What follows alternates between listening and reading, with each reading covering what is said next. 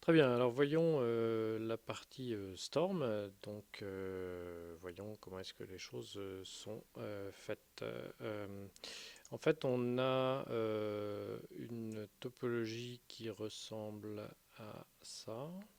Alors, la topologie, en fait, elle est ici. Donc, on va avoir un spout qui va lire sur EventHub. Ensuite, ça va être envoyé vers un parseur qui va envoyer vers un tableau de bord, HBase et Cassandra. Donc si on regarde la topologie, la même mais en code, on va voir effectivement le code ici. Donc la partie intéressante, c'est celle-ci. Voilà. Donc si je regarde un peu le code, on va avoir création d'une topologie avec un spout event hub. Ensuite, après cet event hub, on va aller vers le parseur, donc qui vient de event hub, donc le parseur. Et ce parseur, en fait, lui va aller envoyer des données vers le dashboard via un stream qui s'appelle dash stream. Et puis HBase et Cassandra vont aller lire des données également depuis le parseur, mais sur le deuxième stream qui s'appelle dbstream.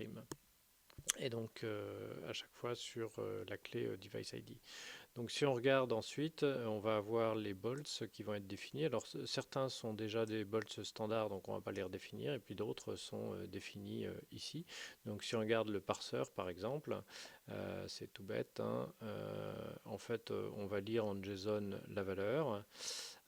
Donc on récupère la valeur qu'on a obtenue depuis EventHub et puis on va aller envoyer sur DashStream uniquement le device ID et la température et sur DBStream on va envoyer le timestamp, le device ID et la température et ça va être récupéré par exemple pour le DashStream par le dashboard qui lui va aller récupérer ces valeurs-là. Donc il va récupérer le device ID et la température dans le tuple, etc. Et puis on peut renvoyer d'autres tuples à d'autres bolts comme on veut. Donc voilà en gros comment ça se présente d'un point de vue code. Alors maintenant, ensuite, il faut pouvoir faire tourner ces choses-là. Donc pour les faire tourner, il faut des clusters. Donc ici, là, j'ai le cluster HBase qui est un cluster HD Insight et j'ai le cluster Storm qui est aussi un cluster HD Insight. Comment est-ce qu'on les crée? Eh bien, tout bêtement, on va dans New Data Service HD Insight et puis soit on crée un cluster HBase, soit on crée un cluster Storm ou quand on va dans Custom Create, même chose. On peut choisir non seulement la version, mais également le type de cluster, HBase ou Storm. Et puis ensuite, en quelques étapes, on va pouvoir créer un nouveau cluster. Très bien. Alors maintenant, comment est-ce que je passe de ce code à un déploiement?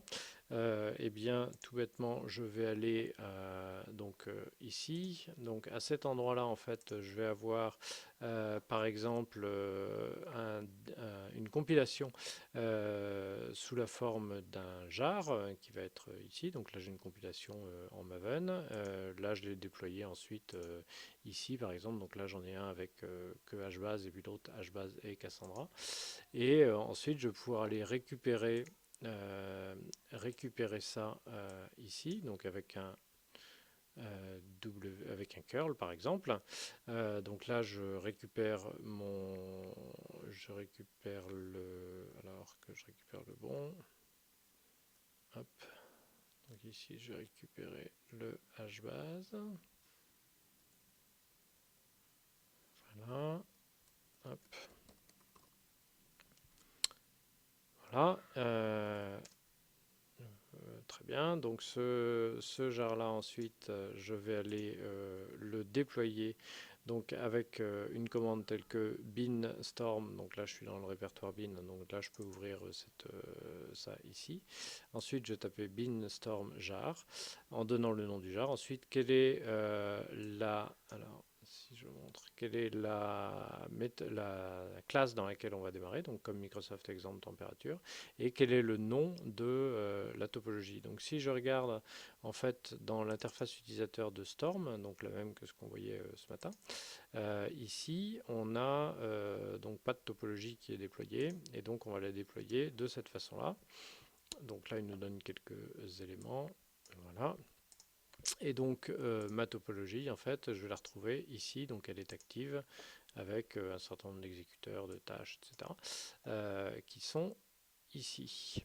Donc très bien. Maintenant, je vais pouvoir injecter de la donnée. Donc si je retourne sur mon injecteur qui est ici, donc on va envoyer ces données par exemple ici.